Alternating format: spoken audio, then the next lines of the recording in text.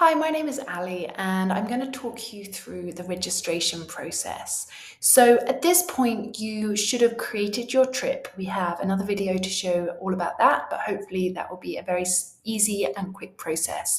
I definitely recommend before you get people signed up that you do make sure that kind of all the useful information is there that you want people to view at this point. So, think about the itinerary, the resources, and just the general details about the trip. And at this point, once you feel like you are ready to register the students, you're going to walk through a process. So the first thing that you need to realize is that there are two types of registration. There is either the student-initiated registration or the parent-initiated registration. What that means is if you want the parents using this platform, if you want to send them information or you want to receive information from them via the tasks, you're going to want to go through the parent-initiated registration. Basically, if you want parents using this, you're going to immediately go through parent-initiated registration. If this is a trip that you don't really need parents using it, perhaps you are at a college and you don't need parents sign off, or it's just like a small afternoon trip and you're just really using Chaperone for the communication aspect, you will go through the student-initiated registration. It's really important to note if you go through student-initiated registration, you can't then add the parents later. Most of our users will go through the parent-initiated registration, which is what I'm going to talk you through now. So there are 3 steps to the initiation, to the parent-initiated registration. Sorry, it's a bit of a mouthful. The first one is for you to send out the trip link to the parents. And the second is that the parents will then register their child. And the final piece of the puzzle is that the student will accept the invitation. It's only when all 3 steps have been completed that the parents can get in and see the tasks, and same with the students as well, that they can actually complete all of the information, view the information and complete the tasks. So it's really important to go through these 3 steps and to give yourself plenty of time as well. So the first step, like I said, is that you will send out the trip link. On the trip overview page, which is what is your, and when you create the trip, what you see, you as the trip owner, so as the person who has created the trip, will see a button that says share trip.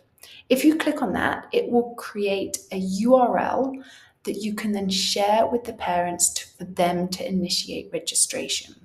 We recommend sending this out via your regular email communication or however it usually is that you would send information to parents. Please note, we do not recommend that you also send it to students as well, because if you're going down the parent-initiated registration, it's really important that everybody sign up in the same way. You do not want some of the students signing up and registering themselves, which we have found can sometimes happen if you send out the registration email to everybody. We have a template for what this email can look like, with links to resources, to videos for the parents, basically holding their hand through it, which you can use. So I definitely recommend looking for that, which is in our resource folder. So I'm going to kind of talk you through, that's everything here. I'm going to talk you through now what the parents will see. So when they receive this email that will come from you, they will click on the link that you have posted in there.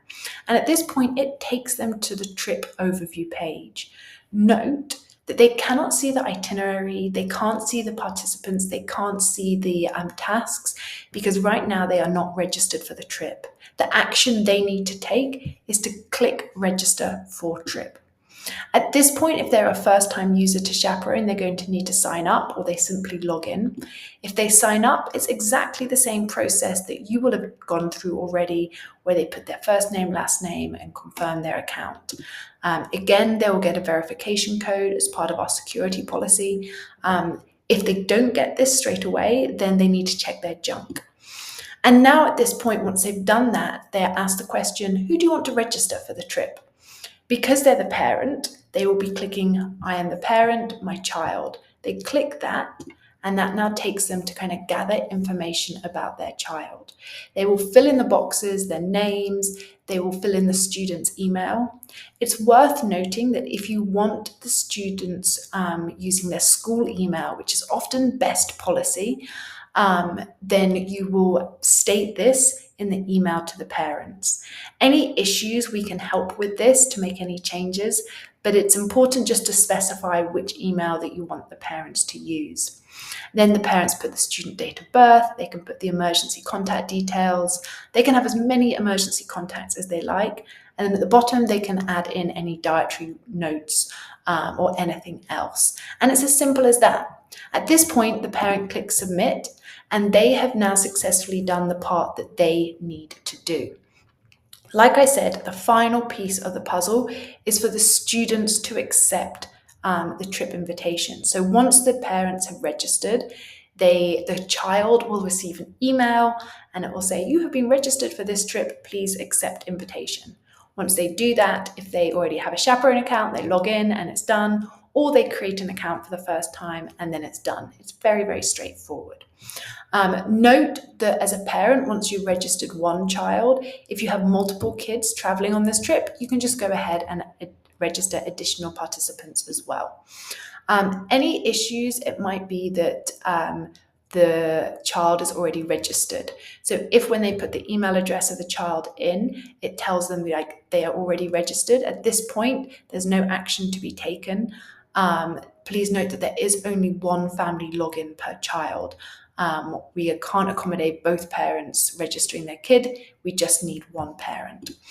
And then once the child accepts the invitation, the parent and the child can view everything within the trip and they can see what tasks have been assigned and if there are any outstanding tasks. Once they are a participant, if there are any new tasks that are created, they will receive notifications as well.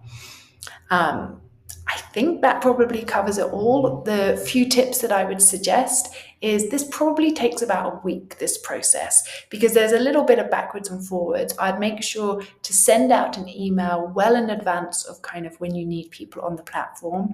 I definitely recommend using the template that we have because it really details everything that parents need to know, very, very straightforward. And then you might want to chase some people up.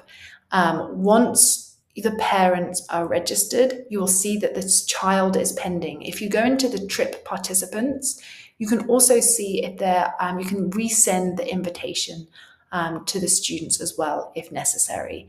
Like I said, it takes a little bit of chasing at this point, but once everybody's on, you just need to sit back and there's no more chasing. Everything's so simple and so streamlined for you.